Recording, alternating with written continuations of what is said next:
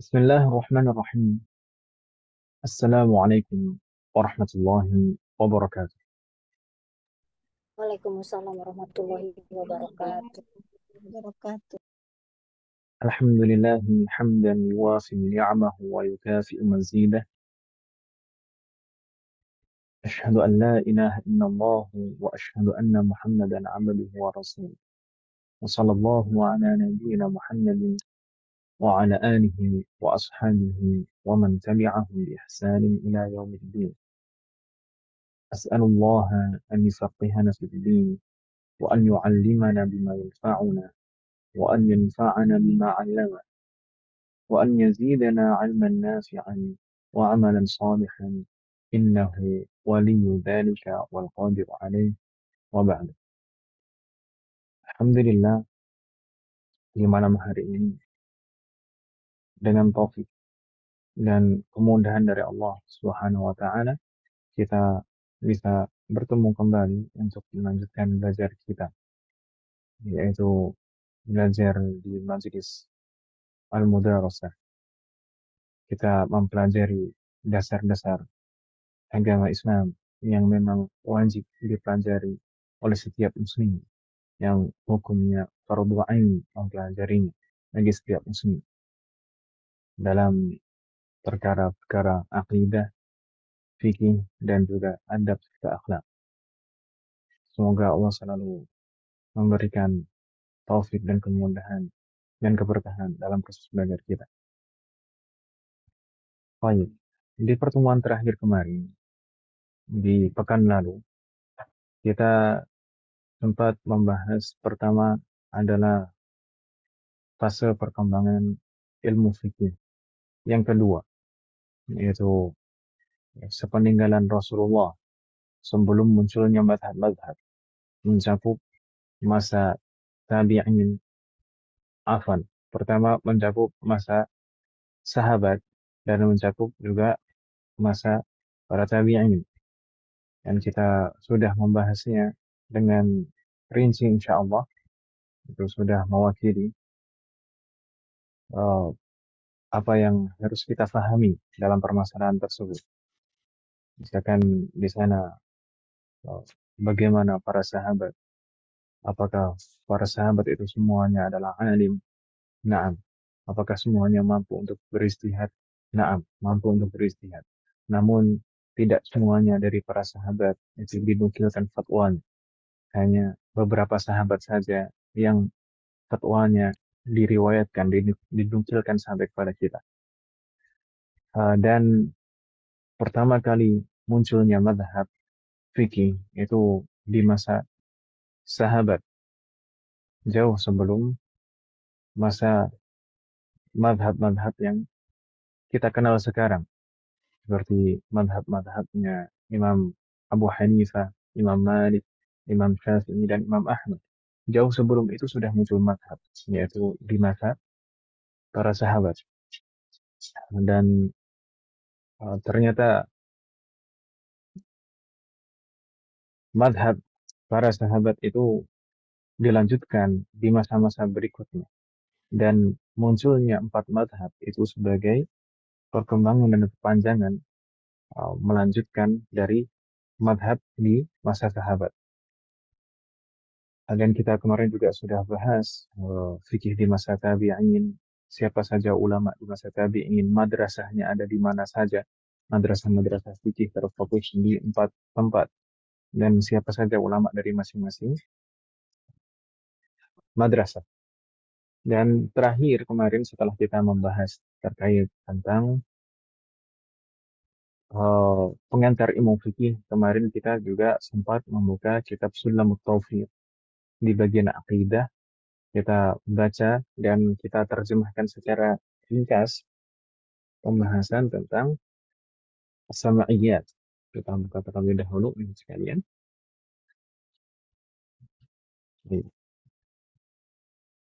Jadi dalam pembahasan kitab Sulamut Taufiq, kita sebelumnya telah menyelesaikan pembahasan makna syahadat yang kedua, yaitu asyhadu anna Muhammadan abduhu wa rasul.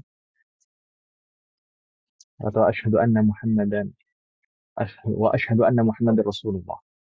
Baik. Dan di antara konsekuensi kita beriman kepada Rasulullah, maka kita harus mengimani, mempercayai semua apa yang disampaikan oleh Rasulullah kepada kita. Dan di antara hal yang disampaikan Rasulullah kepada kita adalah perkara-perkara as-sam'iyat atau dengan istilah lain al-ghaibiyat, atau kita terjemahkan ke dalam bahasa kita perkara-perkara gaib. Dinamakan as-sam'iyat karena eh, kita mengetahuinya hanya berdasarkan apa yang kita dengar dari Rasulullah, baik di dalam Al-Quran maupun hadis. Makanya disebut as-sam'iyat, bukan al-mar'iyat. Jadi ya, ada dua istilah yang saling berlawanan, ada as-sam'iyat dan ada al-mar'iyat. Kalau al-mar'iyat itu sesuatu yang bisa kita lihat saat ini. Tapi kalau as-sam'iyat itu sesuatu yang hanya bisa kita dengar. Gitu ya, bukan? Dan al-ghaibiyat dinamakan sam'iyat juga. Perkara-perkara ghaib. Dan kemarin sudah kita baca, mungkin kita baca sekilas ulang di sini apa yang ditulis oleh al-muallif rahimahullah wa nafa'ana bihi wa bi'ulumihi fid dharain. Amin.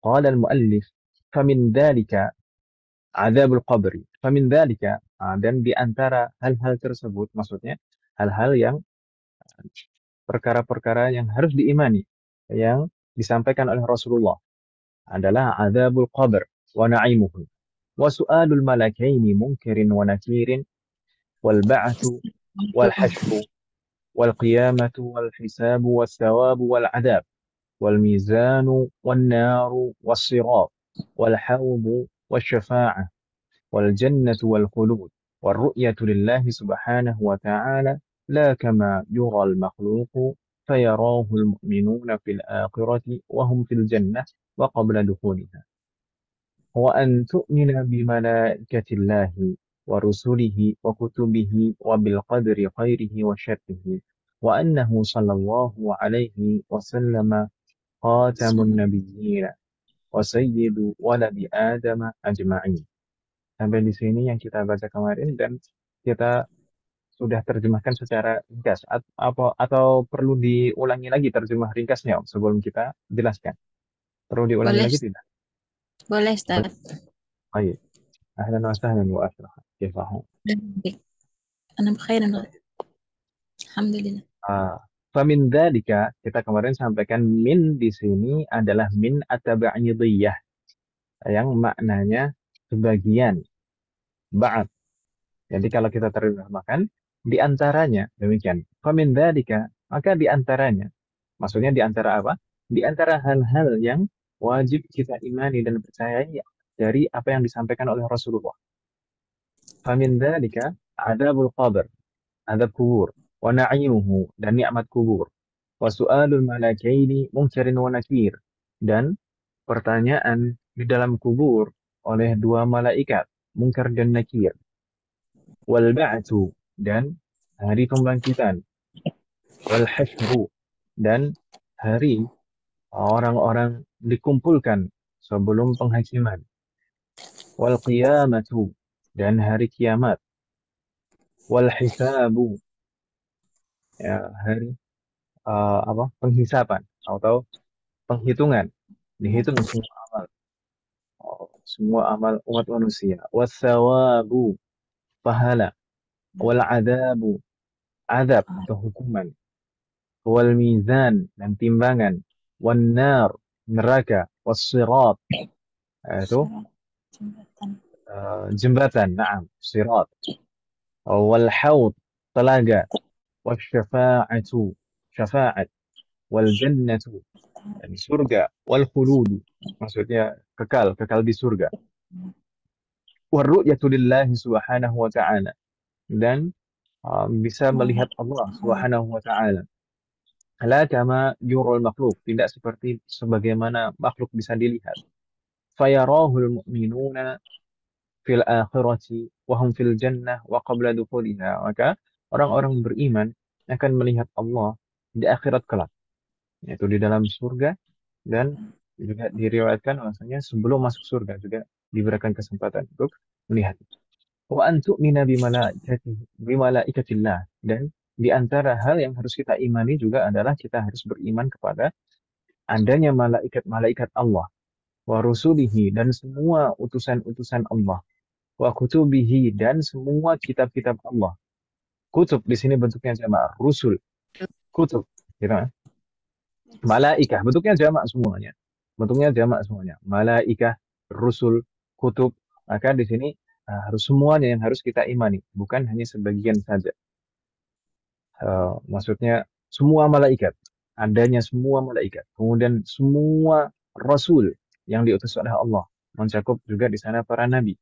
Wa kutub, semua kitab yang telah diturunkan oleh Allah. Dan kita juga harus beriman kepada bil qadari khairihi wa syarrihi, beriman kepada takdir baik dan buruknya. Baik takdir itu menurut pandangan kita baik untuk kita, ataupun menurut pandangan kita itu buruk.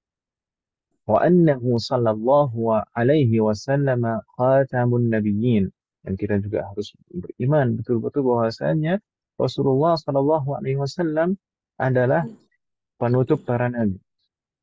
Atau juga bisa dibaca khatimun nabiyyin, bisa khatam, bisa khatim, penutup para nabi. Wa sayyidu waladi Adam ajma'in, dan beliau adalah manusia paling mulia. Waladi Adam, maksudnya di sana waladi Adam, anak Adam, maksudnya adalah seluruh umat manusia. Ajma'in, semua. Beliau adalah manusia paling mulia. Baik, ini adalah terjemah singkat. Insya Allah bisa dipahami Bapak ya, untuk terjemah singkat. Insya Allah. Mau tanya sedikit, Ustaz. Tafadhali. Pengucapan tadi kalau khatamun nabiyyin tadi kan kata Ustaz boleh apa tadi betul? Khatim. Khatim ya. Kalau di Nah, tadi kalau saya nggak salah dengar itu wabil qadari. Wabil qadari ya Ustaz ya? Atau wabil nah, qadar? qadar, nah, bil qadar itu lebih lebih banyak dibaca dengan qadar. Tapi meskipun dengan qiraah yang lain, maksudnya lughat. Jadi begini Om, di dalam bahasa Arab itu ada lughat. Lughat, ada beberapa pengucapan, ada beberapa cara membaca. Dan itu biasanya dipengaruhi oleh bahasa setiap kabilah.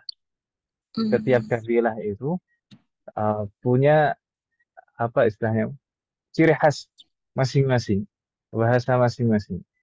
Makanya di dalam cara membaca Al-Quran pun juga ada qiraat, ya kan Win? iya. Ada qiraat.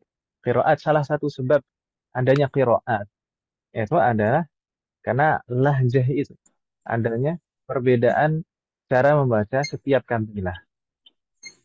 Misalkan di sana, mungkin saya pernah cerita ketika di kelas bahasa Arab di Kubaro, itu saya pernah cerita di sana ada dua orang dari dua kabilah yang berbeda. Di sana mereka berdebat Dinas. tentang cara membaca ihdinas sirata. Yang satu membaca pakai sod, yang satu membaca pakai sin. Ya kan, ya? Iya Ustaz. Ihdinas sirata dan ihdina as-sirata. Ihdinas sirata. Baik. Kemudian kedua lelaki tersebut bersepakat mereka akan me- meminta bantuan kepada siapapun yang lewat. Uh, Nanti kalau ada yang lewat, maka kita akan meminta pendapatnya, dan kita akan berpegang kepada pendapatnya. Siapa yang benar, gitu. Ternyata datanglah di sana, ada yang lewat di sana, seorang perempuan lewat di sana. Kemudian kedua orang tersebut menceritakan apa yang mereka perdebatkan. Kemudian apa jawaban wanita tersebut? La aqulu biqaulikuma. La aqulu biqaulikuma. Nah, beda Saya lagi. tidak berpendapat. Saya tidak berpendapat dengan apa yang kalian katakan masing-masing. Tapi katanya apa? Wanita tersebut membaca dengan cara Hmm. ihdinas siratal mustaqim.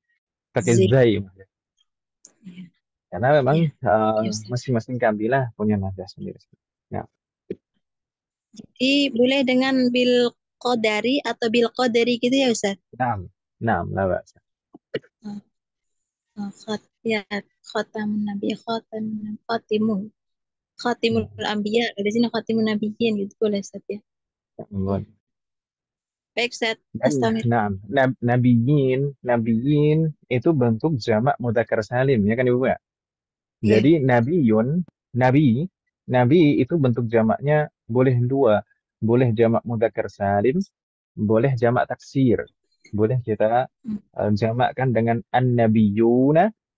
Kalau di sini Nabi. sebagai mudhafun ilaih majrur maka an-nabiyina. Ya, Boleh juga pakai jamak taksir, anbiya, khatim al-anbiya'u gitu kan. anbiya, Paham ya? khatam. Anbiya. Baik Ustaz, Baik, barakallah. asik, barakallah. Eh, sudah cukup pertanyaan terkait terjemah dan bahasa. Cukup Ustaz. Yang lain kurang tahu. Setelah orang adanya.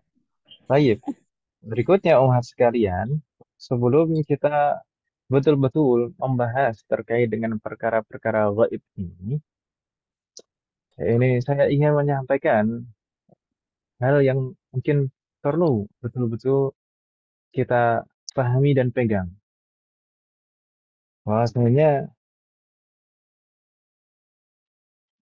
akidah Ahlus Sunnah wal Jamaah itu tidak hanya sekedar meyakini di dalam hati.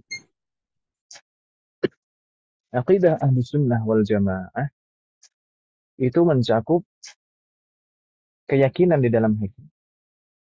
Kemudian berikrar dengan lisan kita dan mengamalkan dengan seluruh anggota tubuh kita.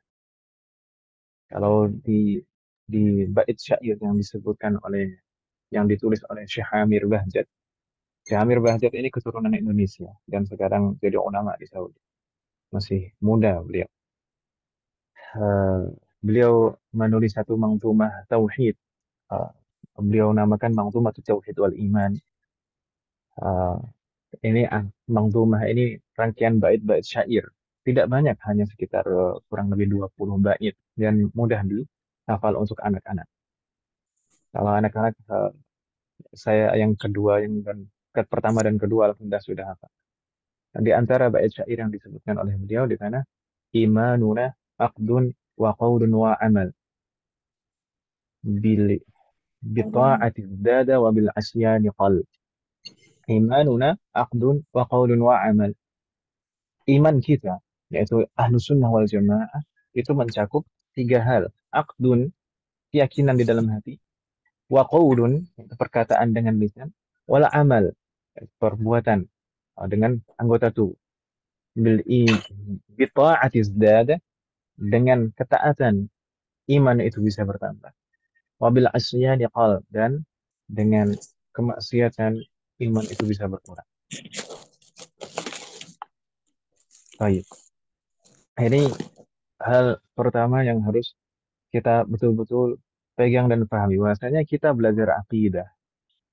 Kita belajar akidah itu tidak hanya sebatas pengetahuan, mengumpulkan pengetahuan, wawasan, dan teori. Tidak. Kita belajar akidah itu untuk kita yakini dan kita amalkan. Gitu ya, Bu, ya. Dan justru yang paling penting itu adalah kita mengamalkannya. Tidak hanya sekedar mengumpulkan teori-teori.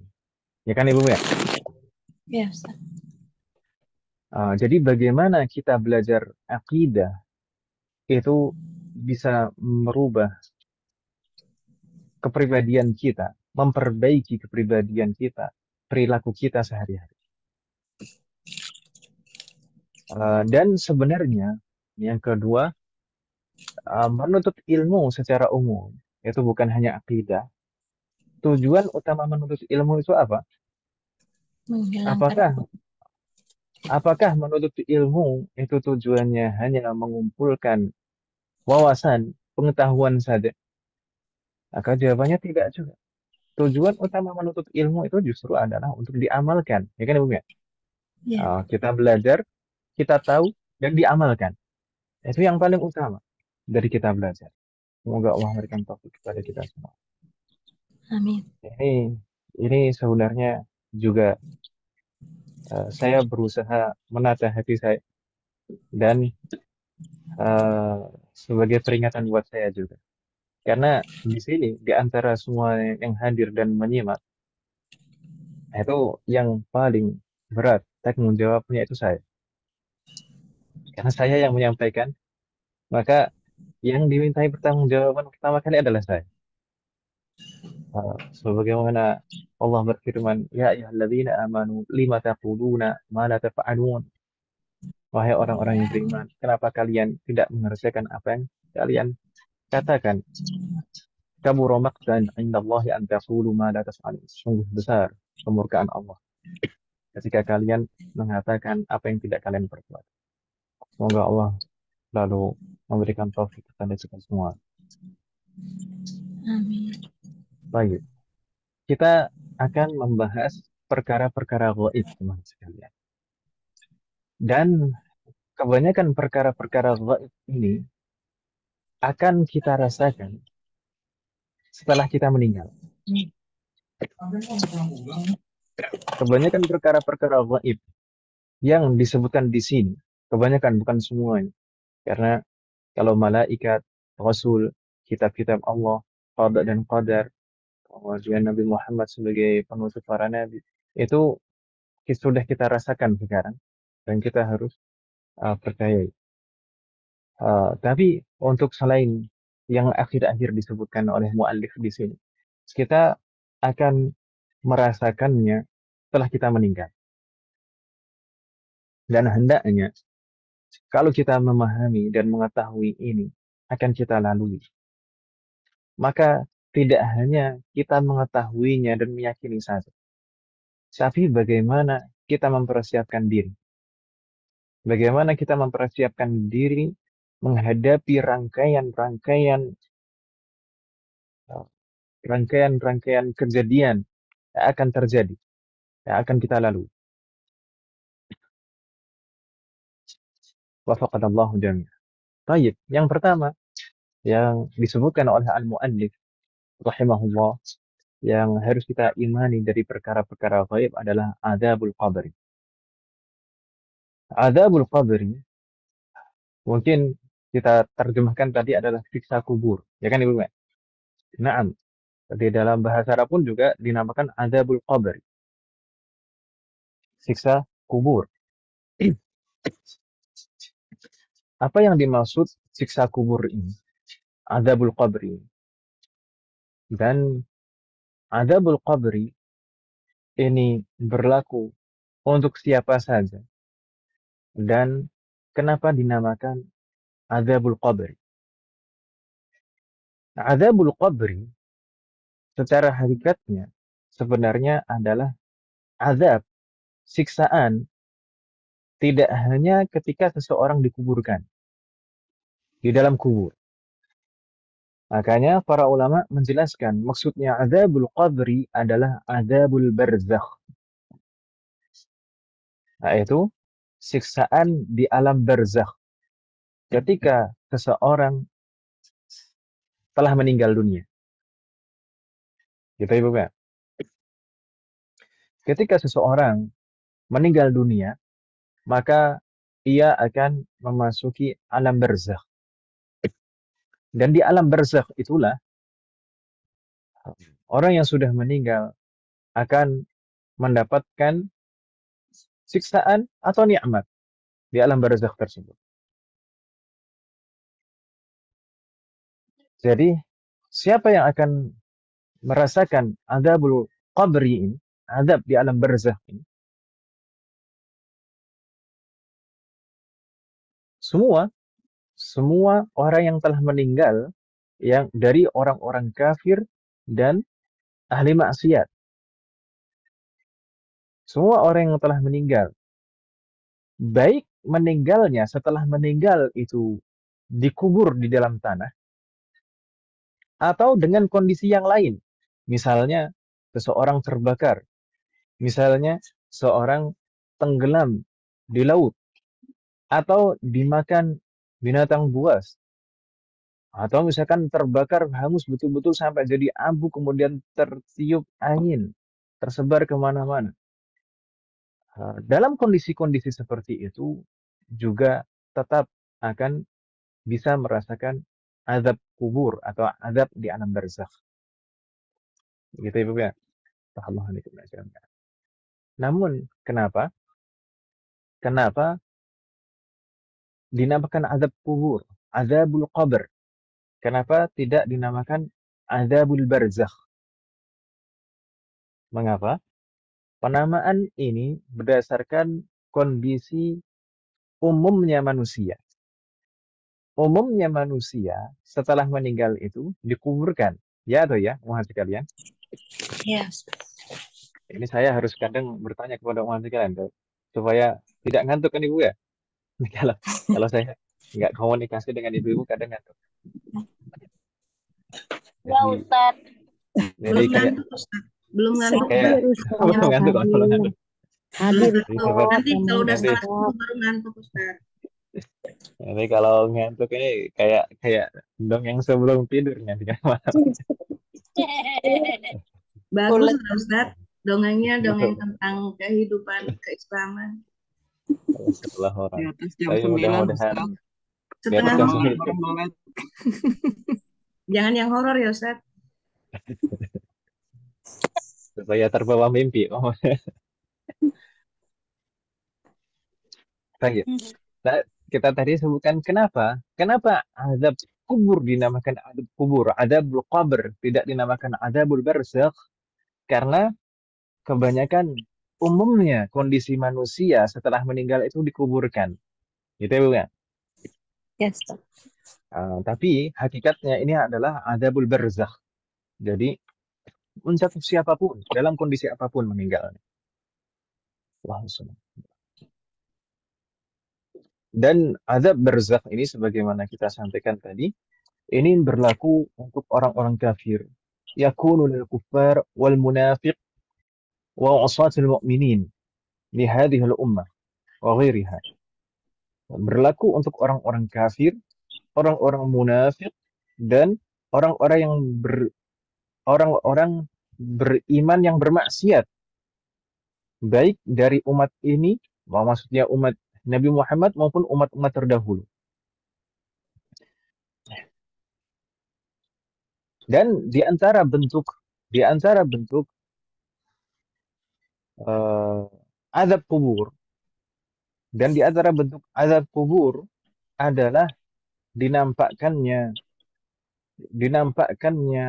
neraka. Dinampakkannya neraka sejak di alam barzakh tersebut, sejak di alam kubur atau di alam barzakh itu sudah dinampakkan kepada orang yang meninggal tersebut neraka yang menyala-nyala. Dan di antara bentuk azab kubur juga adalah disempitkannya kubur, bahkan dikatakan sampai tulang belulang itu bisa patah karena saking menyempitnya kubur. Dan di antara bentuk azab kubur adalah kuburnya itu betul-betul gelap, tidak ada cahaya sama sekali. Dan di antara bentuk azab kubur juga pukulan malaikat mungkar dan nakir dengan mitraqahnya, dengan palu besarnya yang bisa kalau misalkan palu besar itu dipukulkan kepada gunung maka gunung itu bisa hancur berkeping-keping. Bagaimana kalau kita misalkan bayangkan saja kalau misalkan kepala manusia kalau misalkan dipukul dengan palunya malaikat mungkar dan nakir padahal gunung kalau dipukul dengan palunya malaikat mungkar dan nakir itu bisa hancur berkeping-keping. Itulah di antara bentuk azab kubur. Baik. Wahai sekalian, kalau misalkan ditanya, apa dalil dari azab kubur? Apa dalil tentang adanya azab kubur? Apakah ada dalil di dalam Al-Quran tentang adanya azab kubur? Coba umat sekalian, kita lihat kalau ibu-ibu sekalian ada mushaf terjemah atau mungkin di HP lah nggak masalah. Itu coba dibuka surat Ghafir ayat 46. Surat Ghafir ayat 46. Ini sekalian kita selain membahas dalilnya, juga saya akan menunjukkan bahwasanya memahami suatu dalil itu tidak simpel. Baik. Jadi tidak bisa asal tahu terjemahan itu bisa paham, itu tidak bisa seperti itu. Ayat berapa, Baik. Ustaz? Ayat 46. Biar nggak ngantuk kan, Om? 46. Kepada mereka diperlihatkan neraka itu, Ustaz. Naam. An-naru yu'raduna 'alaiha ghuduwan wa 'ashiyan. Wa yawma taqumu as-sa'atu adkhilu ala fir'auna asyaddal 'adzab. Ayat ini sebenarnya pada awalnya adalah membahas tentang Fir'aun dan orang-orang yang mengikutinya. Jadi kita runtut dari ayat-ayat sebelumnya. Di ayat sebelumnya disebutkan dan sana itu ya. Fir'aun. Baik. Kemudian an-naru yu'raduna 'alaiha ghuduwan wa 'ashiyan. Para ulama kita menyebutkan bahwasanya ayat ini yaitu an-naru yu'raduna 'alaiha ghuduwan wa 'ashiyan merupakan dalil tentang adanya azab kubur. Kalau diartikan tadi bagaimana Ibu sekalian? Akan dinampakkan kepada mereka neraka di pagi dan sore hari. Akan dinampakkan kepada mereka neraka di pagi dan sore hari. Baik. Dari mana? Yang menunjukkan bahwasanya ini azab kubur itu mananya?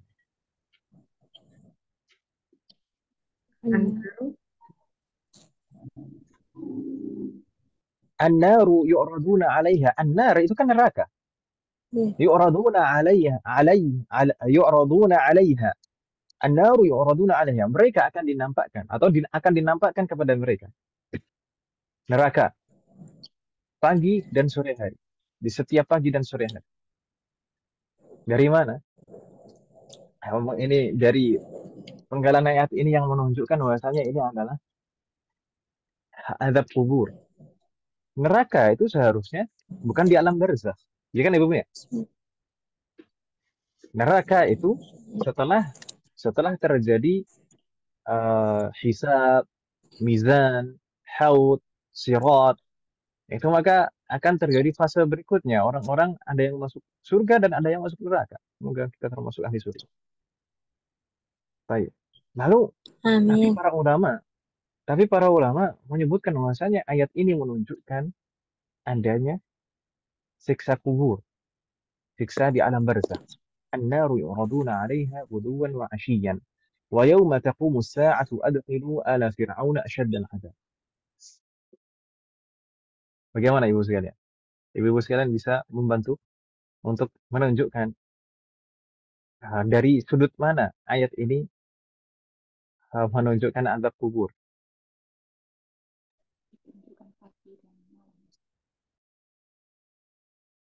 Bagaimana Om?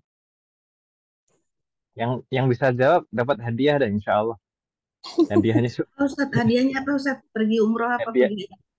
Hadiahnya syukron. Tadi kenapa Ustaz Afan tadi terlewat? Bagaimana Om? Pertanyaannya apa tadi Ustaz Afan? Pertanyaannya dari ayat ini mana yang menunjukkan bahwasanya ini adalah azab kubur? An-naru yu'raduna 'alaiha. Saya mau tanya kalau Ustaz, apa mau nanya? Kalau Firaun itu kan dia nggak dikubur tuh. Nah, itu disebut azab kubur nggak tuh? Afan. Ya, tadi kan saya menyebutkan Om. Yang dimaksud azabul qabr itu adalah azab fil barzakh. Azabul barzakh. Azab di alam barzakh, bukan di dalam kuburan. tapi azab di alam barzakh. Maka berlaku di sana semua orang yang meninggal dalam kondisi apapun meninggalnya.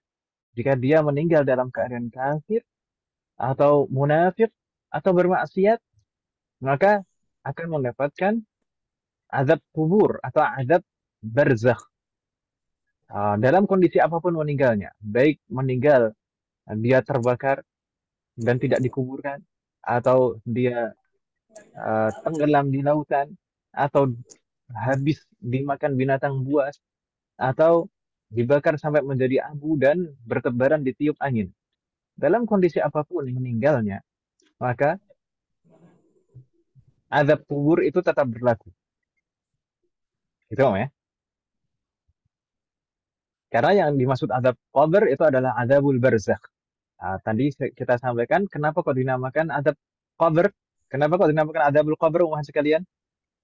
Saya tanya lagi. Kenapa tadi kok dinamakan azabul qabr, tidak dinamakan azabul barzakh? Karena diperlihatkan neraka saat dikubur. Hah? Waktu dikubur sudah diperlihatkan suasana neraka. Enggak, gini pertanyaannya. Ini pertanyaan yang lain, menyambung dari pertanyaan Ibu siapa barusan? Hanifah. Allah yafadzuki. Nah, jadi tadi kan bagaimana dengan Fir'aun? Fir'aun itu kan tenggelam di laut. Apakah dia juga akan merasakan azab kubur? Maka kembali ke penjelasan saya di awal tadi. Ya kan, Weh? Penjelasan saya di awal tadi, azabul qabr maksudnya adalah azabul barzakh, azab di alam barzakh, dan itu berlaku untuk siapapun, orang kafir, orang munafik, dan orang yang bermaksiat dalam kondisi apapun meninggalnya. Entah itu dikubur atau tidak dikubur. Tapi kenapa kok dinamakan azabul qabr, bukan azabul barzakh? Itu pertanyaan saya. Karena yang meninggal biasanya dikubur, Ustaz.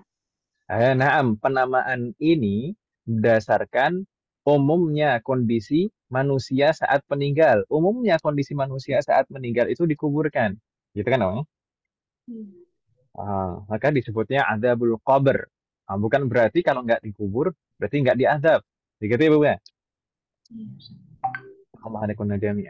Kembali ke pertanyaan ayat tadi. Di dalam ayat tadi, an-naru yu'raduna 'alaiha ghuduwan wa 'ashiyyan, yaitu mana yang menunjukkan bahwasanya ini adalah azab kubur. Ada yang bisa menjawab? Ada tidak?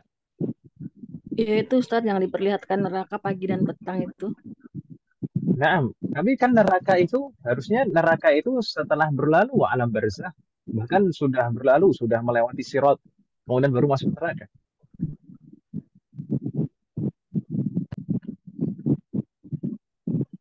Baru an-nar di sana. Ya kan, Om?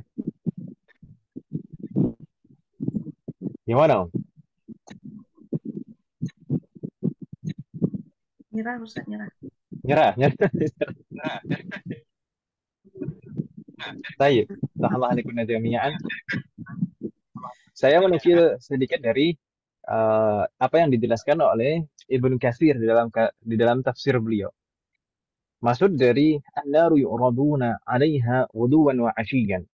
Fa inna arwahahum tu'radu 'ala an-nari sabahan wa masa'an ila qiyamis sa'ah. Sesungguhnya arwah mereka, kalau konteks di dalam ayat ini adalah Fir'aun dan pengikut-pengikutnya, dan berlaku juga secara umum semua orang kafir, orang munafik, dan ahlu maksiat. Fa inna arwahahum, sesungguhnya arwah-arwah mereka,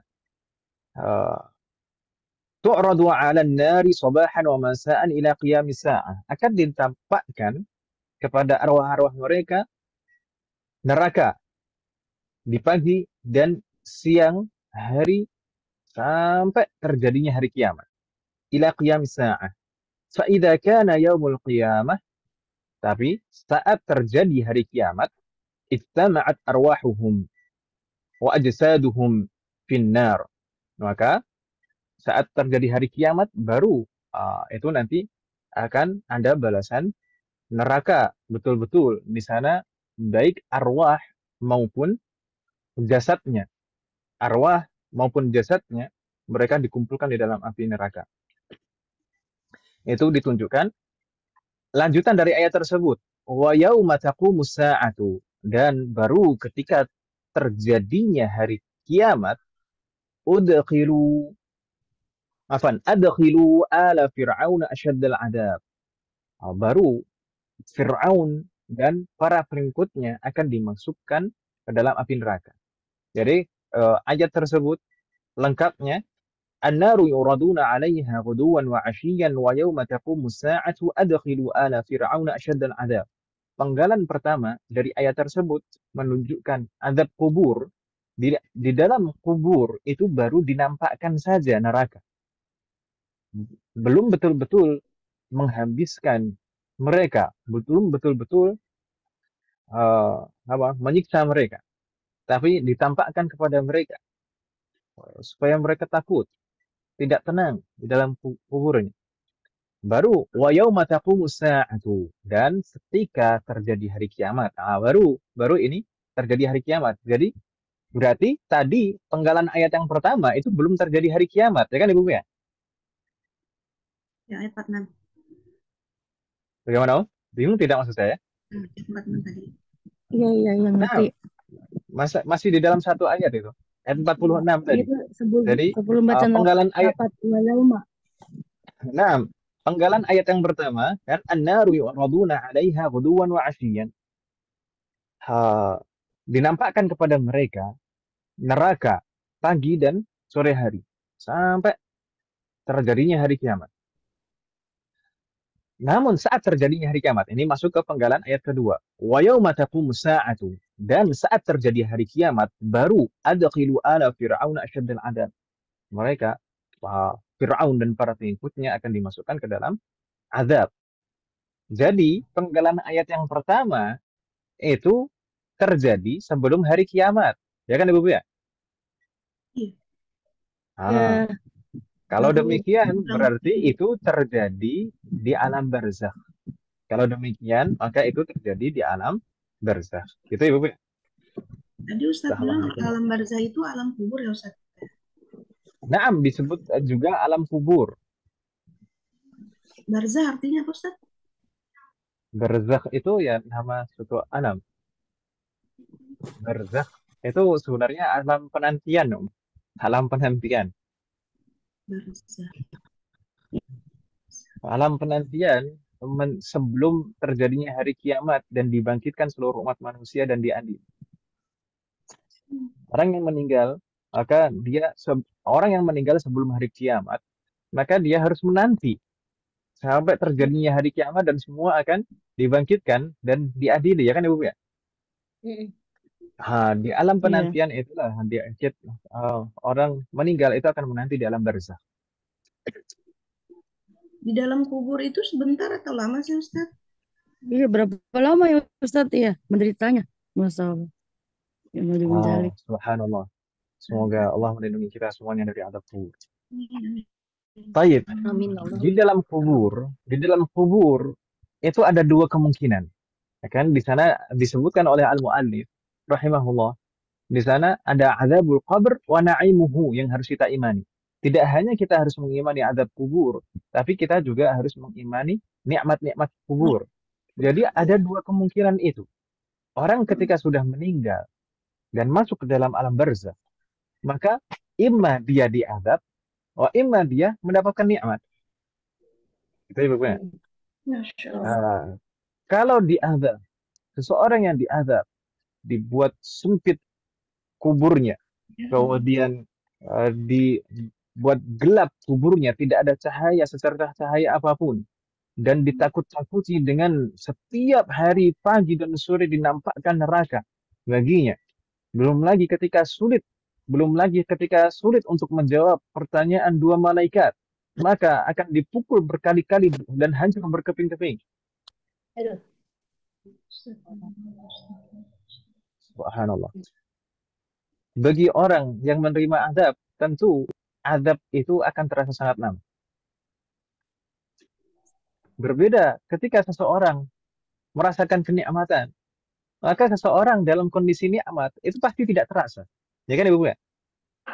Di antara bentuk nikmat kubur itu adalah kuburnya dilapangkan, kemudian diberi lentera di dalam kuburnya cahaya, kemudian kuburnya sangat wangi raihan, dan amal-amalan baiknya mendatanginya dalam kondisi dalam bentuk yang dia sukai.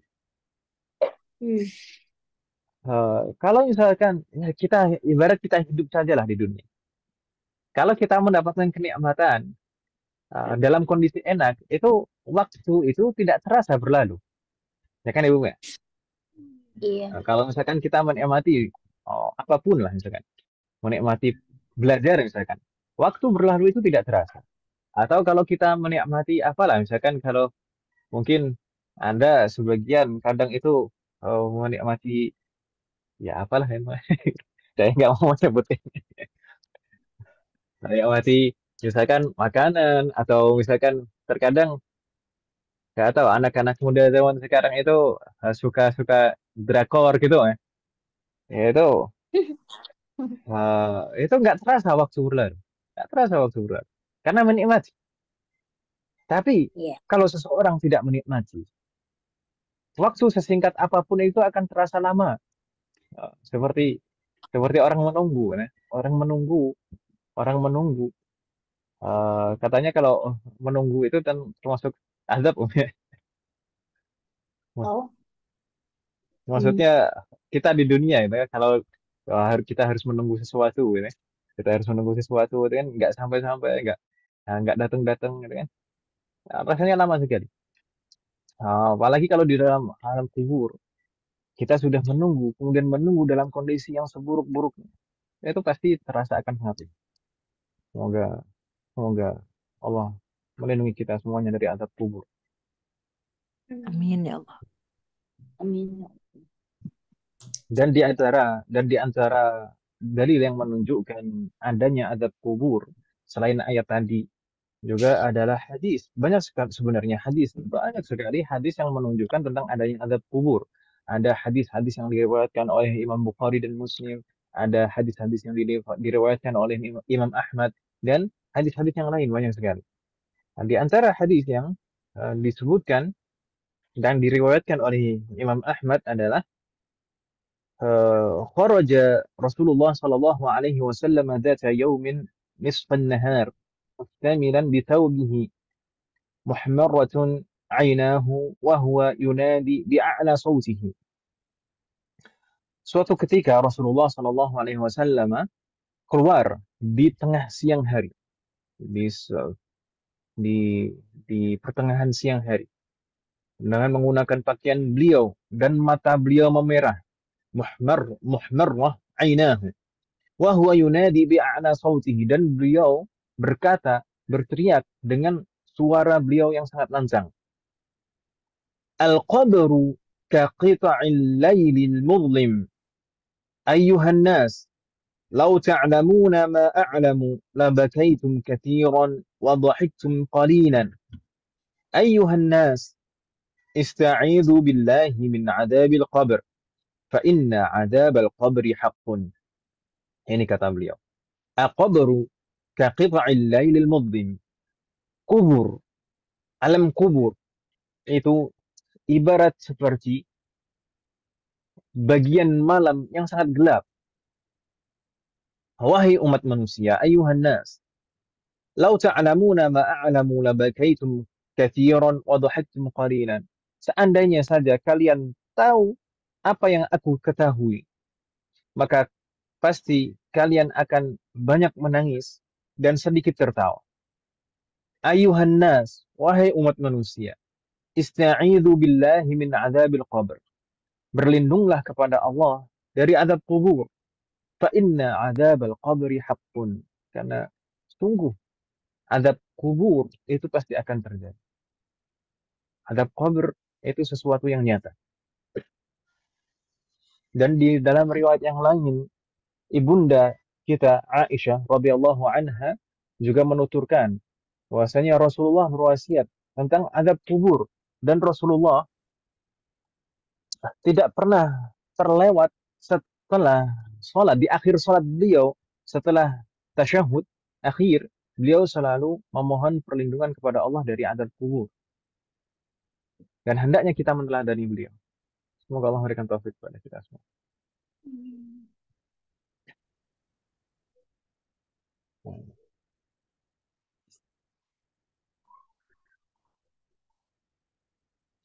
Baik. Ini terkait dengan azab kubur. Kemudian wa na'imuhu. Tadi sempat kita singgung juga wa na'imuhu, dan nikmat kubur.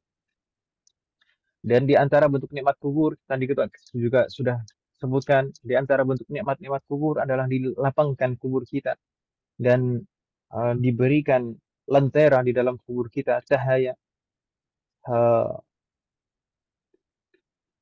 dan dinampakkan secercah surga, ya, jadi sekilas tentang surga ketika di alam kubur. Wamtila'uhu birraihan, dan dipenuhi dengan bau wangi, aroma wangi. Dan waja'luhu raudatan min raudatil jannah, dan kuburan yang diberikan kenikmatan itu dijadikan seperti taman-taman surga. Dan para ulama mengatakan kullu hadza mahmulun ala haqiqatihi 'inda ulama. Jadi hal-hal yang disebutkan ini tentang sifat-sifat kenikmatan atau azab di dalam kubur ini betul-betul secara hakikatnya betul-betul nyata, bukan hanya gambaran-gambaran kiasan-kiasan, tapi betul-betul terjadi nyata sesuai apa yang dikabarkan oleh Rasulullah. Bentuk-bentuknya seperti itu. Semoga kita bisa mendapatkan kenikmatan di dalam kubur kita. Baik. Berikutnya wahai sekalian, Al-Muallif rahimahullahu ta'ala menyebutkan hal yang harus kita imani selanjutnya dari perkara-perkara gaib adalah su'alul malakain munkarin wa nakir. Pertanyaan dua malaikat. Pertanyaan dua malaikat, yaitu malaikat munkar wa nakir. Tentu ini adalah pertanyaan di alam kubur yang sempat kita singgung juga tadi ketika membahas adzabul qabr. Dan kita sempat singgung juga di pertemuan yang lalu bahwasanya munkar wa nakir ini memang sudah menjadi nama, sebutan, sudah menjadi istilah itu. Tapi awalnya ini bermula dari sifat. Sifat kedua malaikat ini, munkar wa nakir. Seperti Hasan wa Basan. Hasan wa Basan itu maknanya sama. Hasan wa Basan. Baik. Sesuatu yang sangat baik. Munkar wa nakir itu maknanya sama. Munkar wa nakir. Dinamakan munkar. Kenapa? Karena saking buruknya penampakan. Saking buruknya penampakannya. Karena saking buruknya penampakan tersebut sampai disebut munkar. Jadi orang melihat itu membencinya. Tidak suka untuk melihatnya. Di beberapa riwayat disebutkan sifat-sifat dari malaikat munkar dan nakir ini, sifatuhuma annahuma aswadan. Keduanya itu sangat gelap, hitam. Azraqani ainuhuma. Azraqani a'yunuhuma kaqudurin nuhas. Jadi sangat betul-betul hitam, gelap, pekat. Termasuk juga matanya, azraqan, kebiruan matanya. Kaqudur an-nuhas, seperti panci yang gosong gitu. Wa fi riwayatin, dan di dalam riwayat yang apa? Kaqudurin nuhas, seperti qudur itu jamak qidr. Qidr itu panci kan? Nuhas itu apa namanya? Nuhas itu logam. Nuhas itu logam, seperti panci logam yang gosong. Sangat hitam, gelap. Itu pengibaratan saja. Itu mengibaratan. Wa fi riwayatin, dan disebutkan juga di dalam suatu riwayat sifatnya itu kalbarqi. Jadi mereka bergerak itu sangat cepat, kalbarq, seperti kilat. Wa aswatuhuma karra'd, dan suara mereka seperti petir saat bertanya. pertanyaan itu betul-betul menggetarkan, seperti petir yang menyambar-nyambar. Merinding Ustaz membayanginnya. Idza takallama yakhruju min afwahihima kannar. Jika mereka berdua berbicara, maka seakan-akan keluar dari mulut mereka berdua api. Biyadi kulli wahidin minhuma mitraq. Masing-masing dari keduanya memegang alat pukul, mitraq, palu yang sangat besar. Min hadid. Palu tersebut terbuat dari besi. Lau buriba bihil jibal ladabat. Seandainya saja gunung-gunung itu dipukul dengan palu tersebut, maka pasti akan hancur berkeping-keping. Semoga Allah melindungi kita semuanya dari mungkar wa nakir, dari kemarahan mereka berdua. Baik. Namun, para ulama juga menjelaskan dari riwayat-riwayat yang ada, bahwasanya penampakan malaikat mungkar wa nakir itu sangat buruk, dan perlakuan mereka sangat buruk, itu berlaku bagi orang-orang kafir, munafik, dan orang-orang yang bermaksiat. Adapun untuk orang-orang yang beriman dan mengerjakan ketaatan di dunia selama hidup di dunia, maka dengan penampakan yang berbeda.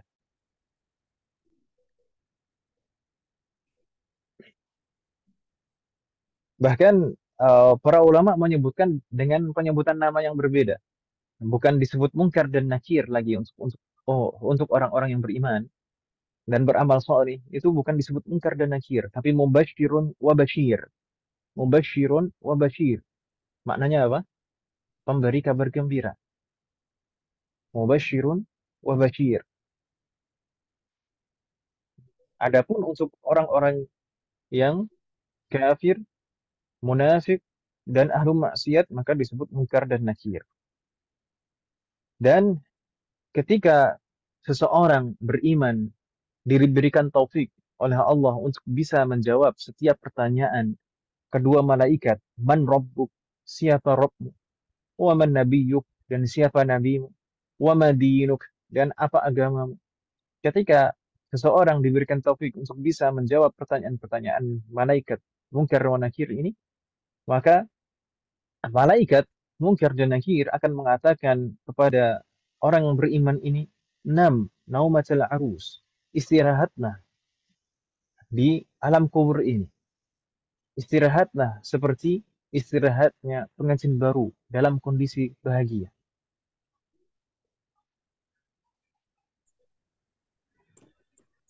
Adapun kepada orang-orang kafir dan munafik, maka setiap pertanyaan-pertanyaan yang tidak bisa dijawab, maka langsung akan dipukul dengan palu besarnya dan akan hancur berkeping-keping.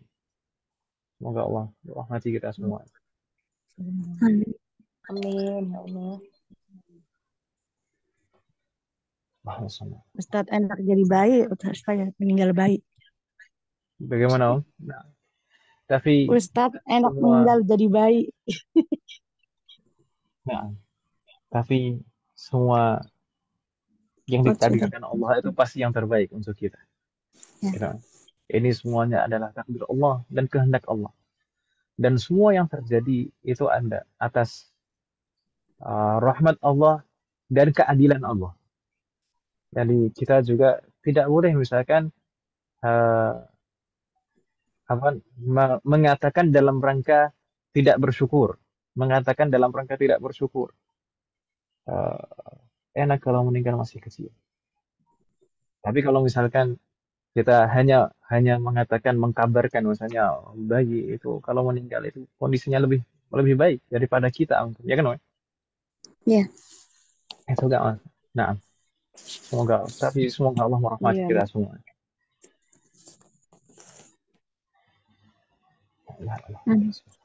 Baik. Berikutnya umat sekalian, yang disebutkan oleh al-muallif di sini adalah al-ba'ts. Yang harus kita imani berikutnya adalah al-ba'ts, yaitu hari pembangkitan.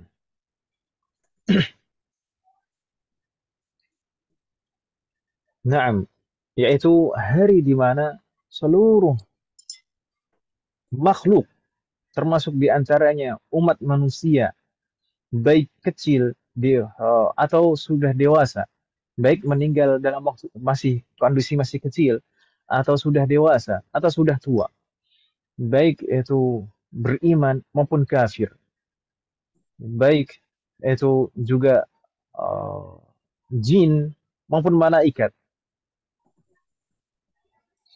termasuk juga hewan-hewan, semuanya akan dibangkitkan, dihidupkan kembali setelah semuanya meninggal. Setelah tiupan sangkakala yang pertama, semua orang yang masih hidup itu meninggal, semuanya hancur. Dan akan dibangkitkan bersamaan semuanya dari manusia yang pertama kali, dari zaman dahulu, semua yang sudah meninggal sejak zaman dahulu, sampai orang-orang yang meninggal di akhir hari kiamat, maka semuanya dibangkitkan dalam satu waktu dengan hujan yang diturunkan oleh Allah Subhanahu wa taala. Di beberapa riwayat disebutkan bahwasanya nanti dibangkitkannya umat manusia itu dari ajbud danab. Ajbud danab itu adalah ujung tulang ekor. Karena ujung tulang ekor manusia itu adalah bagian yang paling keras dari tubuh manusia. Kalau misalkan ada yang mengatakan tengkorak, yaitu tulang tengkorak itu adalah yang paling keras, atau juga misalkan kalau konsep bela diri adalah sini siku di sini yang paling keras. Tidak, sebenarnya yang paling keras dan bisa bertahan sampai hari kiamat itu adalah ajbud danab, ujung tulang ekor. Dan dari biji itu juga lah Allah akan membangkitkan kita semua.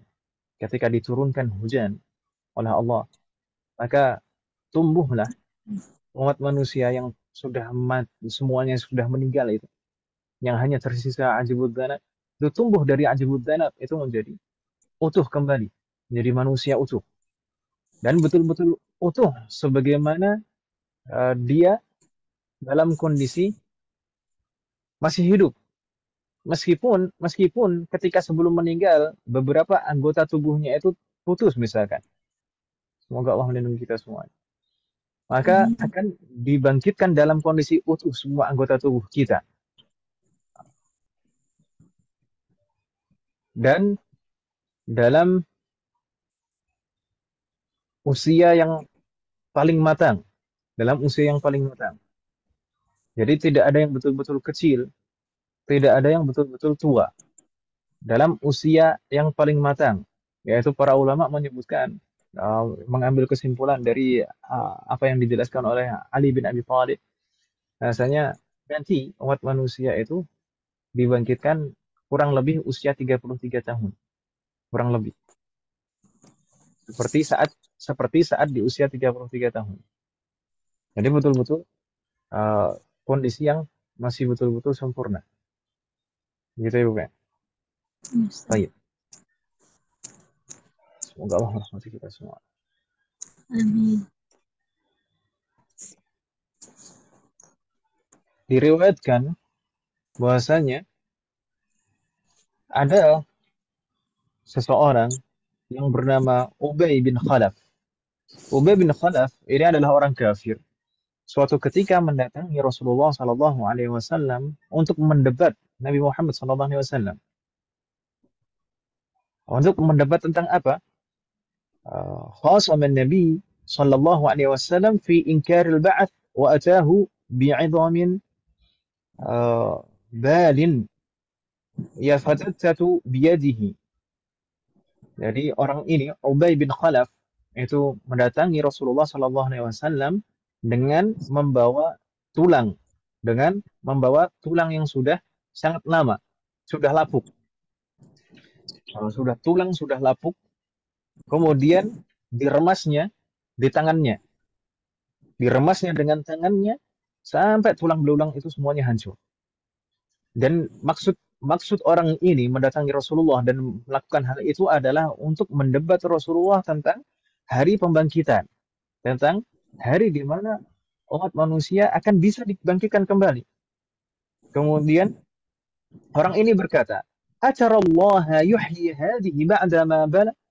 Apakah engkau berpendapat mengatakan bahwasanya Allah bisa membangkitkan ini, yaitu tulang belulang yang sudah lapuk dan hancur berkeping-keping, setelah hancurnya ini, apakah betul-betul Allah akan bisa membangkitkannya lagi?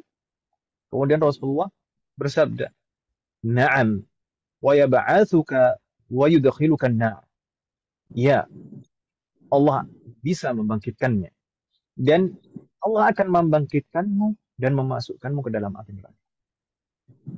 Dan sebab kejadian ini jugalah turun ayat awalam yaral insanu anna khalaqnahu min nutfah fa idza huwa khasimun mubin. Awalam yaral insan, apakah umat manusia tidak pernah melihat dan memperhatikan anna khalaqnahu min nutfah, bahwasanya kami menciptakan mereka dari nutfah, dari mani yang merupakan air, secercah air yang secercah air yang menjijikan kan gitu. Fa idza huwa khasimun mubin. Sungguh manusia itu merupakan orang yang banyak mendebat dengan cara yang salah, bil batil.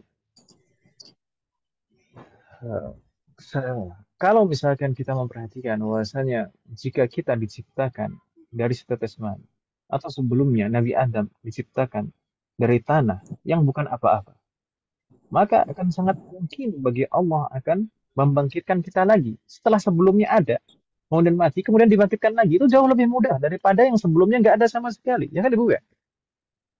Ya. Nah, Ustaz. mana ini jamnya?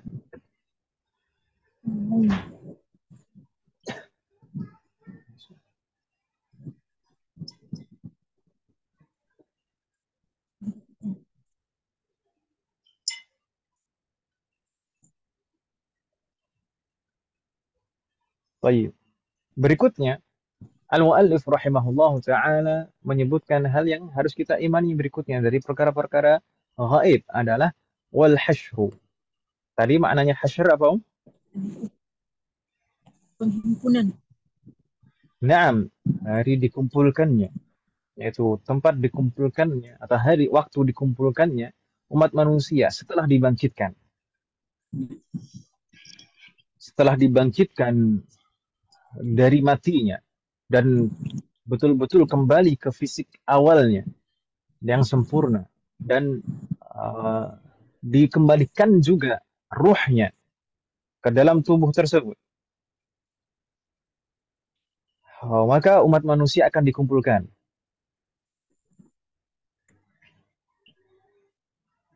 Maka umat manusia akan dikumpulkan. Dan kita juga sempat.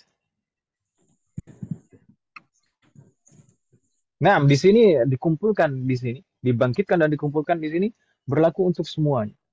Berlaku untuk semua makhluk.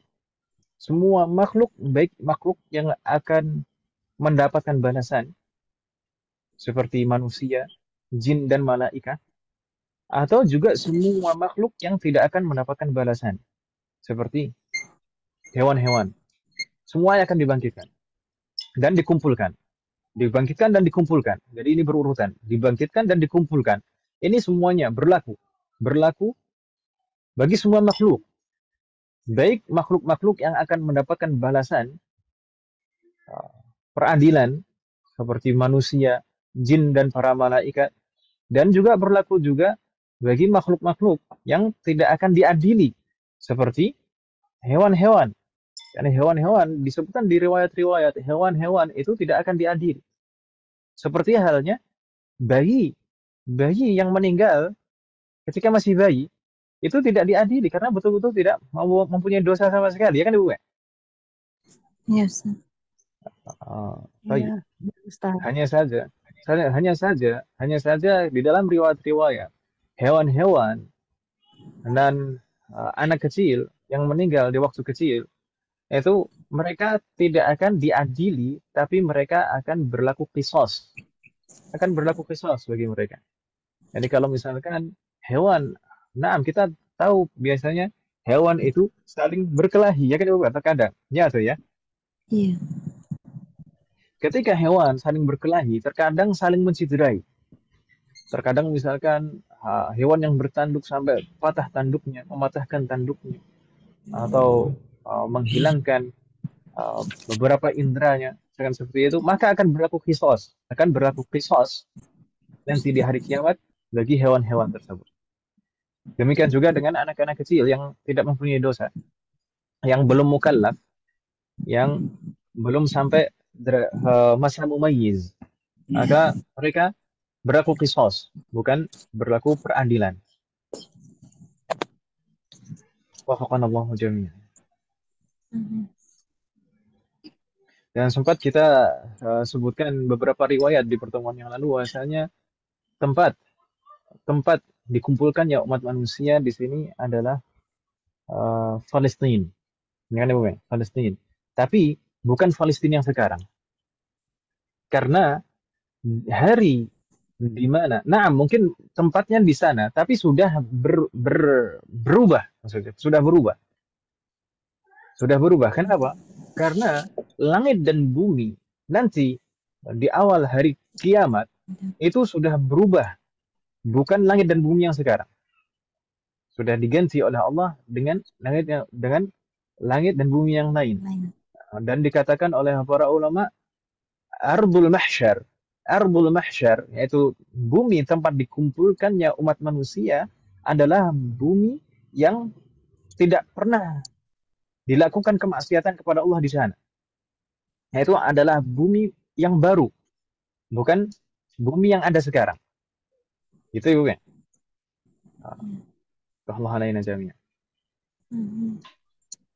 Iya. Baik. Berikutnya, teman sekalian, yang harus kita imani, yang disebutkan oleh Al-Mu'allif rahimahullah adalah wal qiyamah. Wal qiyamah. Kita kemarin sempat menyebutkan dan menjelaskan sekilas tentang al-qiyamah ini. Pengertian al-qiyamah. Al-qiyamah di sini bisa kita artikan secara khusus dilihat dari asal bahasanya. Bisa diartikan secara umum, mencakup cakupan yang lebih umum. Kalau diartikan secara khusus, dilihat dari asal katanya, ini dari qama yaqumu, qiyam, artinya berdiri. Ya kan Ibu? Iya.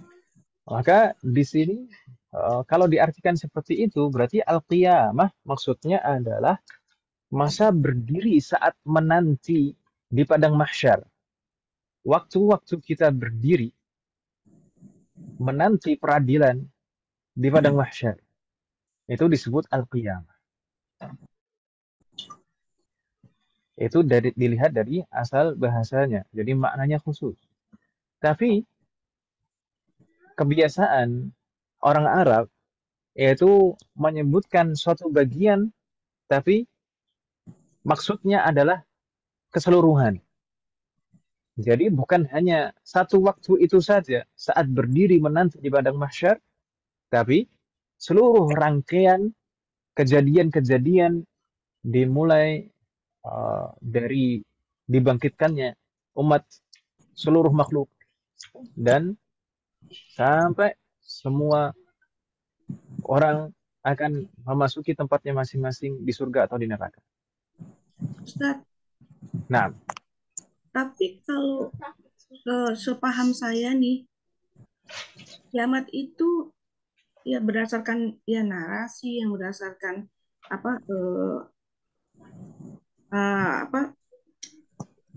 selalu dibilang kiamat itu kehancuran dunia dan semua isinya. iya, makanya saya tadi belum selesai menjelaskan. Oh, belum selesai ya udah. Berasa saya kecepatan ya Ustaz, maaf ya Ustaz. Ya. Baik. Jadi kiamat bisa diartikan secara khusus. Tadi baru menyebutkan secara khusus. Kenapa?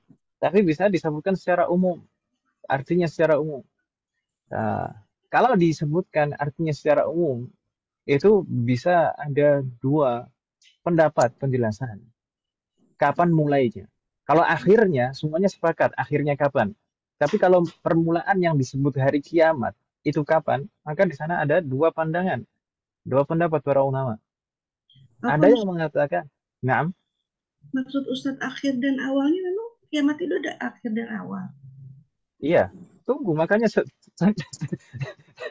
dengarkan dulu penjelasan Sekarang saya. apa Ustadz? nanti nanti akan Jadi paham insya Allah. penjelasan Jadi Ibu. al-qiyamah, al-qiyamah kalau misalkan di sana kalau misalkan diartikan secara umum, maka di sana akan ada dua pendapat kapan awalnya. Ada yang mengatakan awalnya adalah saat ditiup sangkakala yang pertama. Tiupan yang pertama itu adalah awal hari kiamat, saat semuanya hancur. Terjadi kehancuran di mana-mana. Tidak ada yang tersisa. Itu pendapat yang pertama. Adapun pendapat yang kedua mengatakan bahwasanya yang disebut al-qiyamah itu dimulai dari al-ba'ats, dimulai dari ditiupnya sangkakala yang kedua, yaitu al-ba'ats. Al-ba'tsu sampai dengan rangkaian-rangkaian di sana. Semua rangkaian-rangkaian yang terjadi di sana di antaranya adalah apa, Om? Termasuk di antaranya pembangkitan, kemudian hisab, hari penghitungan, dihitung semua amalan kita. Kemudian masing-masing dari setiap orang akan diberikan catatan amalnya.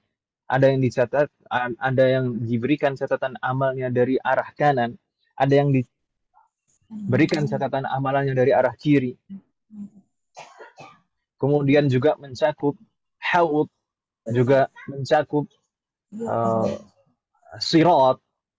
Kemudian sampai berakhirnya itu adalah semua orang memasuki tempatnya masing-masing di surga atau di neraka. Itu adalah akhir dari rentetan alur kiamat. Jadi akhirnya adalah saat orang-orang sudah memasuki surga atau neraka. Berbeda halnya dengan istilah akhirah. Bedakan antara istilah akhirah dan al-qiyamah. Itu ya. Kalau al-akhirah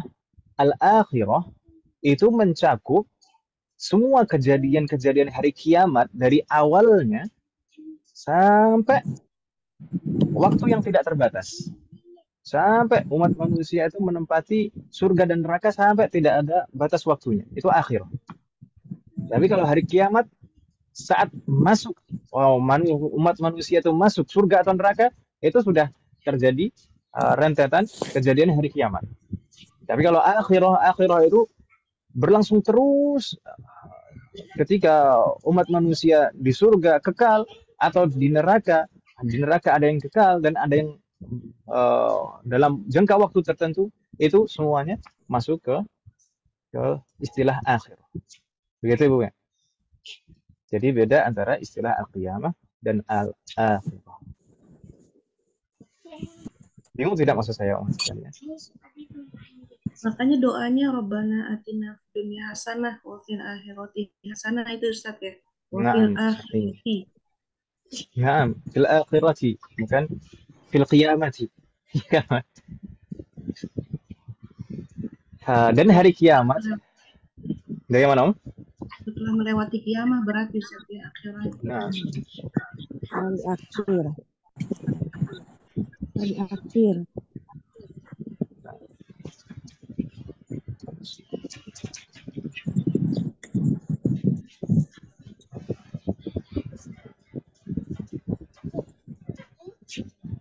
jadi tadi ada dua pendapat terkait dengan awal hari kiamat itu kapan. Kalau hari kiamat ini diartikan secara umum ya, itu maka ada yang mengatakan awal dari hari kiamat itu adalah tiupan sangkakala yang pertama. Ada yang mengatakan adalah tiupan sangkakala yang kedua. Tapi ala kulli hal, bagaimanapun juga kita harus tetap mengimani semua rentetan itu. Entah itu yang istilah hari kiamat itu dimulai kapan, yang penting itu semuanya akan terjadi. Ya kan Ibu? Semuanya pasti akan terjadi. Kita harus mengimani. Dan semoga Allah melindungi kita semua.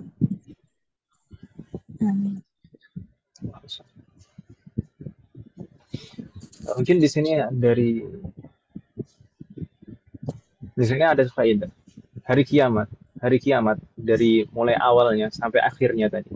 Dari mulai kalau ada yang mengatakan dari hancurnya semuanya, semua apa yang ada di dunia sejak ditiupkannya sangkakala yang pertama sampai masuknya semua orang ke tempatnya masing-masing di surga atau neraka, atau setelah dibangkitkannya lah, kalau pendapat kedua setelah dibangkitkannya umat manusia dari alam kubur sampai masuk ke surga atau neraka, itu terjadi dalam jangka waktu berapa lama?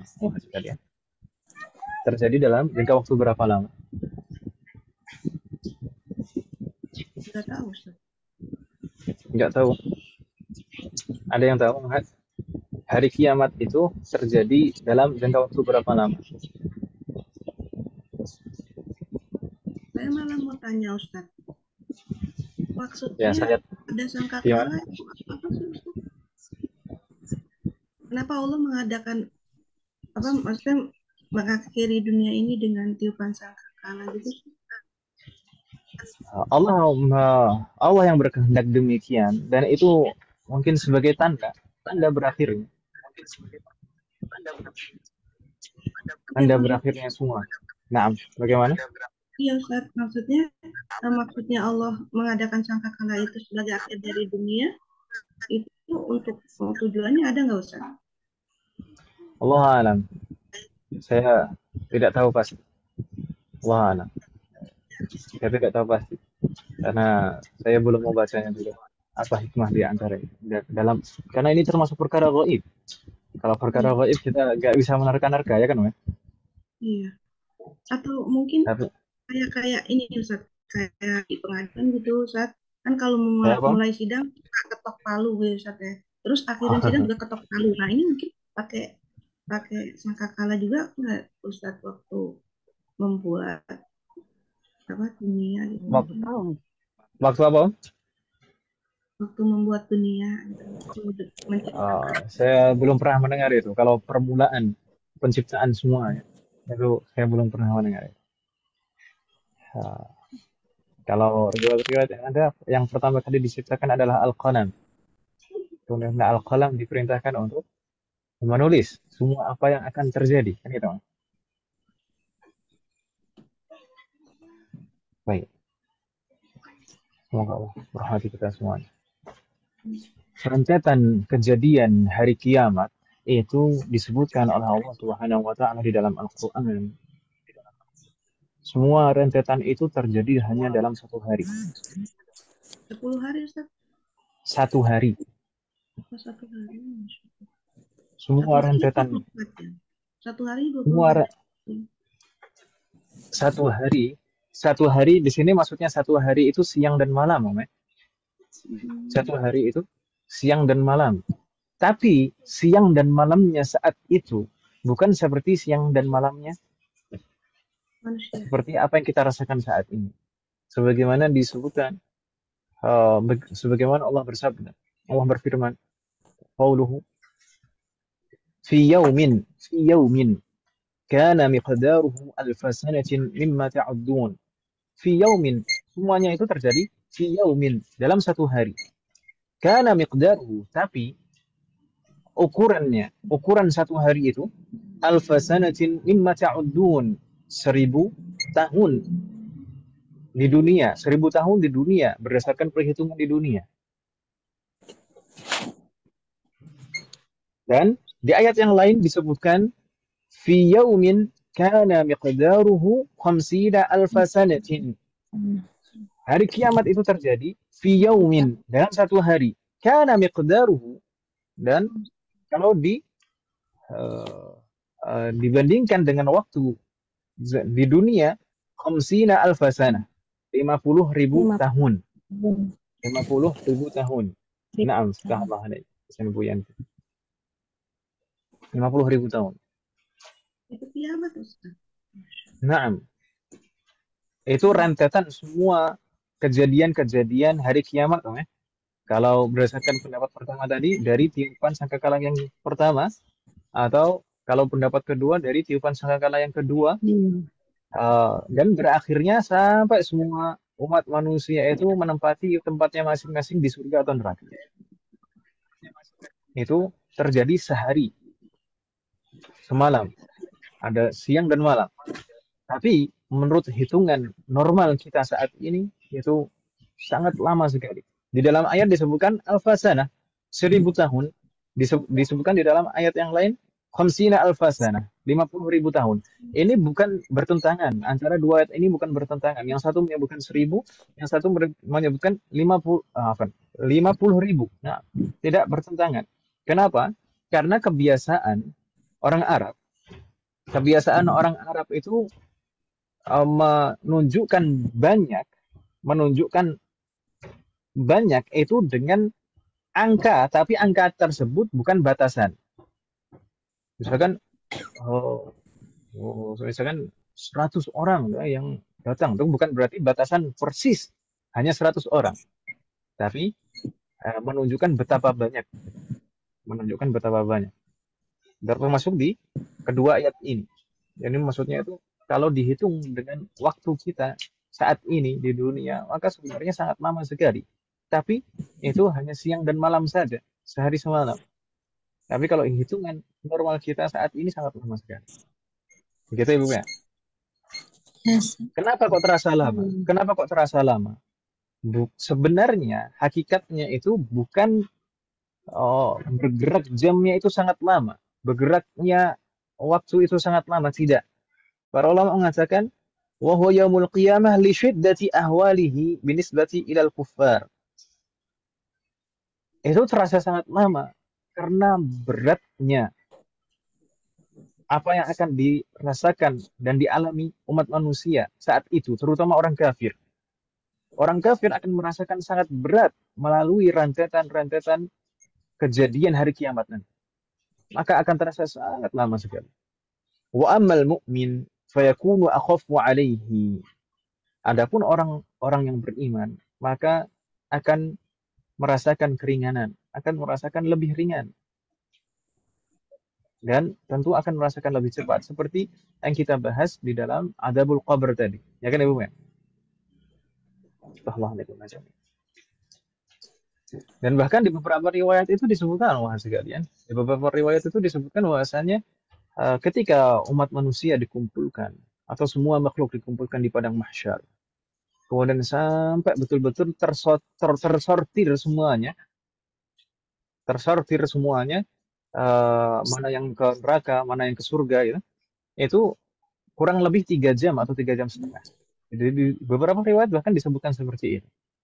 Kok bisa cepat sekali, tapi bisa dirasakan sangat lama? Kok bisa cepat sekali? Pertanyaannya kok bisa cepat sekali? Kan orangnya banyak. Oh, sistemnya sudah bagus. Teknologinya sudah canggih. Bukan seperti itu. Tapi begini. Di banyak riwayat kita atau di beberapa ayat juga kita mendapati bahwasanya orang-orang yang beriman dan beramal soleh itu ada tandanya. Tandanya apa? Seperti di dalam ayat disebutkan Allah berfirman, simahum fi wujuhihim min athari sujud. Simahum, ciri-ciri mereka nampak di wajah-wajah mereka. Fi wujuhihim min athari sujud, dan cahaya itu nampak di wajah mereka karena apa? Karena atharus sujud, karena bekas sujud mereka. Karena selama hidup di dunia mereka banyak sujud, maka wajah mereka akan bercahaya. Kemudian di dalam beberapa riwayat, kalau kita pernah mempelajari fikih wudu, di antara sunnah wudu adalah italatu al-ghurrah wa tahjil, yaitu memanjangkan area yang diusap dan dibasuh. Kita dianjurkan untuk demikian. Kenapa? Kata Rasulullah bahwasanya umat Nabi Muhammad nanti akan dibangkitkan ghurran muhajjalin min athari wudu. Ghurran muhajjalin. Maksudnya apa? Ghurran muhajjalin, itu kepalanya bercahaya dan tangan kakinya juga bercahaya min atharil wudu, karena bekas basuhan wudu. Makanya man istata'a an yutila ghurratahu falyaf'al, kata Rasulullah sallallahu alaihi wasallam. Barang siapa yang bisa memanjangkan area usapan dan basuhannya, maka lakukanlah. Seperti misalkan kalau mengusap kepala misalkan. Naam, kalau di dalam mazhab Syafi'i misalkan yang sunnah itu hanya sebagian kecil saja, sedikit saja, yang penting sudah ada bagian kepala atau rambut yang terkena air maka sudah sah. Tapi tetap disunahkan untuk mengusap semuanya, semua anggota kepala, termasuk juga membasuh tangan dan kaki. Naam, bagian wajibnya itu adalah mencakup di atas siku misalkan. Tapi kalau misalkan dilebihkan lagi misalkan sampai ke atas, itu jauh lebih baik. Demikian juga kaki. Kaki itu batasannya adalah mata kaki yang wajib dibasuh. Maka kalau misalkan dibasuh sampai atas, sampai misalkan lutut, maka itu lebih baik. Sebagaimana anjuran dari Rasulullah, man istata'a an yutila ghurratahu falyaf'al. Dan siapa yang bisa memanjangkan cahaya di kepala, kaki, dan tangannya, maka hendaknya dia mengerjakan. Dengan cahaya-cahaya itulah, kan, di sana sudah tersortir, misalnya, dari semuanya yang nampak itu, orang kafir itu sama sekali tidak bercahaya, gelap. Orang-orang yang beriman banyak sujud di selama masa di dunia, sering wudu di masa di dunia, maka dia akan nampak cahayanya. Maka akan mudah disortir, ya, langsung digiring sini, digiring ke sini, kan gitu. Ya, atau ya. Makanya ibu-ibu sekalian, kalau punya cahaya itu jangan kelap-kelip. Ntar nggak jelas ini mau dimasukkan golongan yang mana, kan itu. Semoga Allah berikan taufik kepada kita semuanya untuk bisa menjaga wudhu kita, kemudian menjaga sholat kita. Baik. Ya kelap-kelip kayak gimana? Ya enggak. Remang-remang. Ya karena nggak jelas ini, kadang wudhunya gimana, kadang sholatnya gimana, kayak gitu. Makanya kita juga penting belajar fikih ini. Penting belajar. Ustaz, kalau sering berwudu itu bagaimana? Boleh apa enggak, Ustaz? Boleh.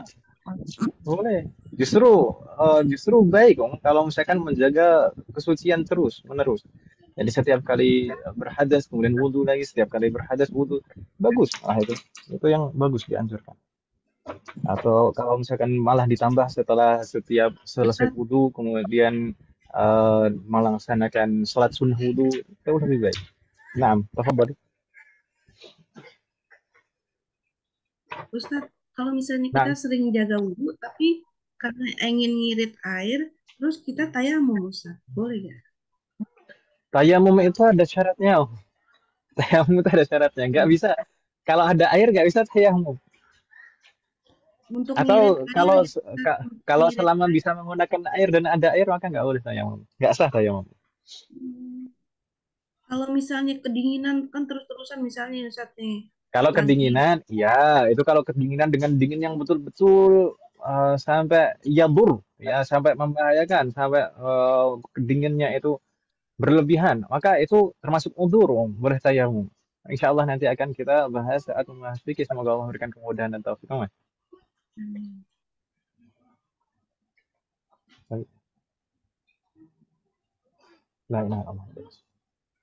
Mungkin sebelum kita tutup, tadi kan saya sempat menyebutkan al-qiyamah itu bisa kita artikan secara khusus dan kita artikan secara umum. Kenapa kok demikian? Kebiasaan orang Arab itu menggunakan majaz di dalam bahasa mereka. Majaz. Dan di antara bentuk majaz itu adalah menyebutkan sebagian, tapi maksudnya adalah seluruhnya. Menyebutkan sebagian, tapi maksudnya adalah seluruhnya. Dan ini juga terdapat di dalam Al-Quran. Misalkan apa? Fakku raqabah. Memerdekakan raqabah. Raqabah itu artinya apa aslinya? Raqabah itu artinya leher. Tapi apakah yang dimerdekakan hanya leher saja? Tidak, yang dimerdekakan adalah seluruh anggota tubuh, ya kan? Fakku raqabah. Kemudian juga di dalam surat Al-Lahab, tabbat yada abi lahabi wa tab. Celakalah kedua tangan Abu Lahab. Apakah yang celaka hanya kedua tangannya saja? Enggak. Tidak, yang diazab itu seluruh anggota tubuhnya. Ya kan, Om, ya? Ah, itu yang disebutkan sebagian, tapi maksudnya adalah seluruhnya. Itu biasa pakai digunakan di dalam bahasa Arab atau orang-orang Arab. Itu istilahnya majaz, gitu. Iya. Di antara bentuk majaz. Baik. Nah, kalau misalkan al-qiyamah itu maksudnya sebenarnya adalah rentetan semua rentetan uh, kejadian dari tiupan sangkakala sampai masuk surga atau neraka. Tapi disebutnya al-qiyamah saja, al-qiyamah dari qama yaqumu. Uh, dari kata qama yaqumu. Kenapa kok dari itu saja? Uh, tapi maksudnya seluruhnya. Kebiasaan orang Arab menggunakan itu. Baik, mungkin kita cukupkan sekalian. Afan, ini tidak terasa. Cuma sampai pembahasan al-qiyamah saja. Untuk berikutnya, semoga Allah memberikan kemudahan. Kita akan bahas di pertemuan berikutnya terkait dengan al-hisab, as-sawab, wal-adab, dan seterusnya. Semoga Allah memberikan kemudahan dan taufik kepada kita semua. Hal min soal Amin. qabla an nakhtim? La yujad Ustaz. Oh, iya, Ustaz. Baik. Sekali lagi yuk mahasiswa sekalian, kita belajar ini tidak hanya sekedar untuk mengumpulkan wawasan, pengetahuan, Ya. tapi bagaimana hal ini bisa mempengaruhi kehidupan kita dan perilaku kita. Semoga Allah selalu memberikan taufik kepada kita semua. Semoga apa yang kita bahas dan pelajari hari ini bermanfaat dan barakah. Semoga Allah selalu Amin. memberikan taufik kepada kita semuanya untuk bisa mengamalkan setiap ilmu yang kita pelajari. Semoga Allah selalu Amin. memberikan kemudahan, keberkahan, kesabaran, keistiqomahan, serta keikhlasan dalam proses belajar kita. Amin. Semoga Allah selalu memberikan taufik dan hidayah kepada kita semuanya, demikian juga kepada orang-orang yang kita sayangi. Semoga Allah selalu melindungi kita semuanya dan juga orang-orang yang kita sayangi dimanapun berada. Amin. Jika di antara kita ada yang sakit, atau kerabat kita, atau keluarga kita ada yang sakit, semoga segera diberi kesembuhan oleh Allah Subhanahu wa Ta'ala. Amin. Semoga Allah menjadikan kita semuanya termasuk hamba-Nya yang soleh dan soleh dan bertakwa kepada-Nya. Amin. Semoga Allah menjadikan anak keturunan kita dan keluarga kita termasuk hamba-Nya yang soleh dan soleh dan Amin. terlahir dari mereka pada Rasulullah. Semoga Allah mengumpulkan kita bersama dengan keluarga kita dan anak keturunan kita di surga Firdaus kelak. Amin. Semoga Allah selalu melindungi negara kita dan memperbaiki kondisi negara kita. Semoga Allah Amin.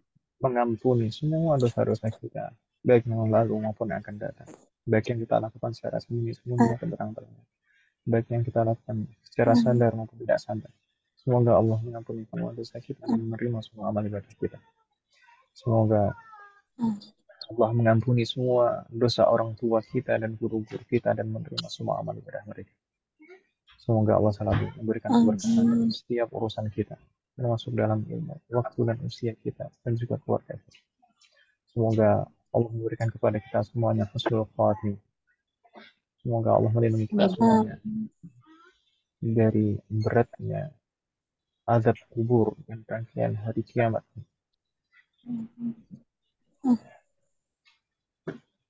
Semoga Allah selalu melindungi dan menolong dan memberikan kekuatan kepada saudara-saudara muslim kita yang lemah dimanapun berada, terutama di Palestina dan terutama di Gaza. Semoga Allah selalu melindungi mereka dan memberikan kecukupan kepada mereka. Ya, semoga Allah selalu memberikan kecukupan kepada mereka, di antaranya dalam makanan, minuman, pakaian, obat-obatan, dan semua kebutuhan yang lain. Semoga Allah selalu memberikan kekuatan, keimanan, dan kesabaran kepada mereka. Semoga Allah selalu memberikan rasa aman di dalam hati mereka. Semoga Allah selalu melindungi dan menolong para mujahidin yang sedang berjuang di jalan Allah. Semoga Allah menguatkan mereka, menguatkan persenjataan dan serangan mereka, menyatukan hati dan barisan mereka. Amin. Semoga Allah menerima para syuhada yang telah gugur. Semoga Allah merahmati para korban yang telah meninggal. Semoga Allah segera memberikan kesembuhan kepada korban yang korban luka-luka. Semoga Allah selalu memberikan keamanan dalam hati mereka. Semoga Allah segera menurunkan azab dan laknat kepada Zionis Israel dan negara-negara dan orang-orang kafir dan munafik yang menolong mereka dalam menyerang Palestina. Sallallahu ala nabiyyina Muhammadin wa ala alihi wa sahbihi ajma'in. Subhanakallahumma wa bihamdika asyhadu an la ilaha illa anta astaghfiruka wa atubu ilaik. Wassalamualaikum warahmatullahi wabarakatuh. Waalaikumsalam warahmatullahi wabarakatuh. Jazakallahu khairan.